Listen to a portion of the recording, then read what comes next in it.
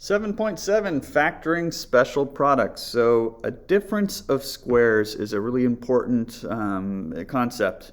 It's when you have two perfect squares and you're subtracting one from the other. So a squared minus b squared. Something squared minus something else squared. And it's always going to factor into this pattern, a plus b times a minus b.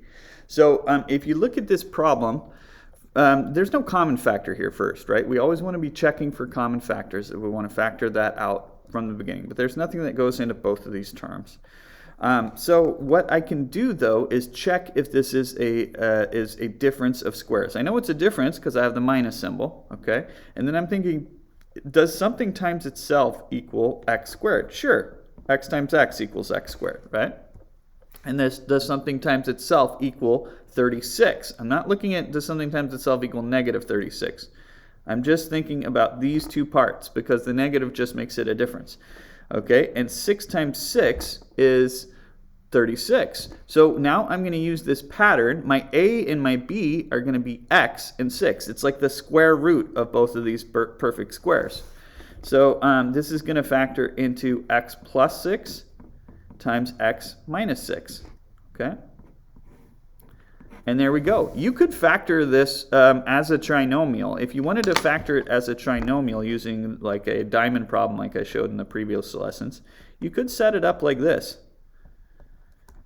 And it'll actually still work. You'd put a 0x in the middle because there's no x term, right? But then I'd have a 0 and a negative 36, and I'd look for two numbers that add to 0 and multiply to negative 36, and the only pair that is going to work is 6 and negative 6, and that would give you what goes in the end of those parentheses. But it's much quicker to use the difference of squares pattern when you have a difference of squares. Okay? So looking at this next example, I'm thinking, okay, it's a difference. I have something minus something else. Let's see if it's a difference of squares. Well, I know 10 times 10 is 100, and then m times m would be m squared. So my a and my b are going to be 10 and m. So this is going to factor to 10 plus m times 10 minus m. Okay, and it's probably a good idea always once you do this factoring just to double check your factors and see is there any more factoring we can do, any like common factors. And there's not here, okay? But good to be on the lookout for that. Now these next ones are a little tricky because if you're thinking, well, yeah, something times itself does equal 16, 4, right? But what times itself equals 9n squared? Well, it's got two components. So I would think, well, what times itself equals 9? That would be 3. And what times itself equals n squared? That would be n. So 3n times 3n is 9n squared, right? And 4 times 4 is 16. So this is going to be the a and the b. So when this factors, it will be 3n plus 4 times 3n minus 4. Okay, and you could always FOIL together your answer to check. And, you know, the first, that would be 9n squared. The outer and the inner, you'll have negative 12n and positive 12n, so they'll cancel out. And then last, you'd have negative 16, so that would put you back to where you started. Okay? All right, let's look at this one. No common factor. Nothing goes into 16 and 49. So let's see if it's if these are perfect squares. So I'm thinking, what times itself equals 16h squared? Well, that would be 4h times 4h would give me 16h squared, right? And 7 times 7 is 49. So then this will factor into 4h plus 7 times 4h minus 7.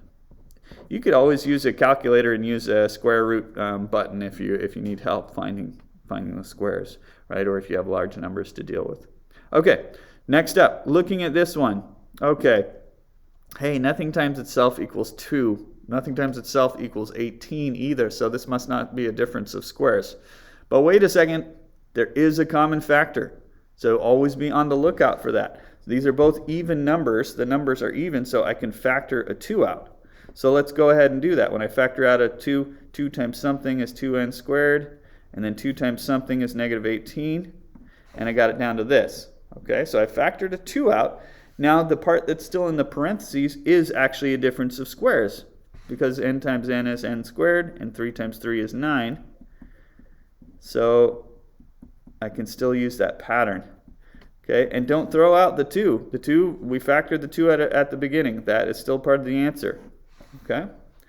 All right, on this one, well, nothing times itself is 3, nothing times itself is 12, but there's a common factor, right? 3 goes into both of these, so factor out the 3 first, and that's going to give me x squared, let's see, minus 4y squared. I was thinking what 3 times what equals negative 12y squared, okay?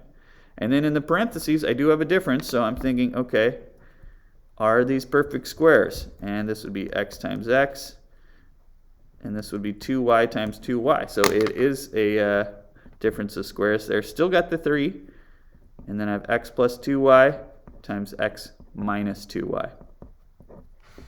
Okay. You can use a difference of squares pattern to evaluate expressions like this. Now, you could just figure out what 36 squared is and what 34 squared is and then do the subtraction. That works totally fine. But this is also a difference of squares if you think about it, because 36 squared is 36 times 36, right? And 34 squared is 34 times 34. So then I can use the pattern to factor it. So it's going to factor into 36 plus 34 times 36 minus 34. Okay? So let's see. This is going to 30 plus 30 is 60, and 6 plus 4 is 10. So I get 70 when I add those together, 60 and 10.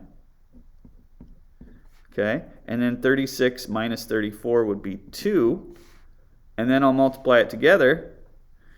And 70 times 2 is going to be 140. And that's kind of cool. I did that without a calculator. It'd be pretty hard to do 36 squared on its own without a calculator. Well, not hard, but it would take a while to do the multiplication, right? Okay, so let's try another here. So I've got, this is a difference of squares, so let's try factoring this.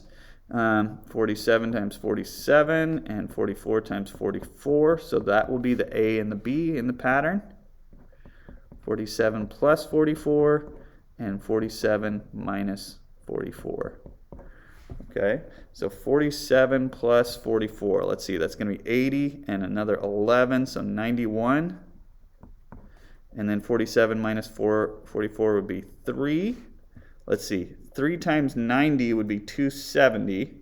And then 3 times 1 is 3, so this is going to be 273. Okay. All right. Let's try a word problem. Okay, so here it says a bird picks up a golf ball and drops it while flying. The function, this function here represents the height in y, that's y in feet, and the of the golf ball t seconds after it's dropped. So t is time, y is height. Okay. After how many seconds will the golf ball hit the ground? After how many seconds? So we're trying to figure out what t is going to equal when the ball hits the ground. Well, when the ball hits the ground, that's when it's going to be when the height is 0, right? So what I'm going to do is substitute in 0 for y, and then I'm going to try to figure out what t would equal here, okay? And there's a number of ways you can do this, but since this is in the section that we're using difference of squares, the difference of squares pattern, I'm going to look at it from that perspective. Because this is a difference of squares. These are both perfect squares, and we're subtracting. So 9 times 9 is 81, and 4t times 4t would be 16t squared. So that would be the a and the b in the pattern. So this is going to factor to 9 plus 4t. I don't know why I wrote a squared there. Sorry, 4t times 4t, right? So 9 plus 4t and 9 minus 4t. Okay, so now it's factored. And it's factored, it's also equal to 0, which means I can use the 0 product property. So to do this multiplication and have it equal 0, it has to be 0 times something or something times 0. So one of these two things has to equal 0. So either 9 plus 4t equals 0, or 9 minus 4t equals 0. And now we can solve both of these equations for t. So I'm trying to isolate t here. First I'm going to subtract 9. So that means 4t would equal negative 9. Okay. And then I'll divide by 4. And I get t equals negative 9/4. Okay. All right, so let's solve the other one. So I'll subtract 9 here. Now I have negative 4t equals negative 9, and I'll divide by negative 4 to isolate t. Okay, and over here, a negative divided by a negative would be positive, so that's 9/4. Okay, and so now I've got two answers, but let's think about what this means. So we're talking about when will it hit the ground. Well, you can't go back in time, right? We're not time traveling here. We're not going back in time. So I'm going to throw out that negative one, and I'm only going to use the positive one. Okay? So this is seconds. So you could say 9/4 seconds, or that would be 2 1/4 seconds, or 2.25 seconds, however you want to put it. But that is going to be our solution then. Okay? So it doesn't make sense for it to hit the ground at negative 2.25 seconds because that's going back in time. Okay? All right, that's the end of the section, and I'll see you next time.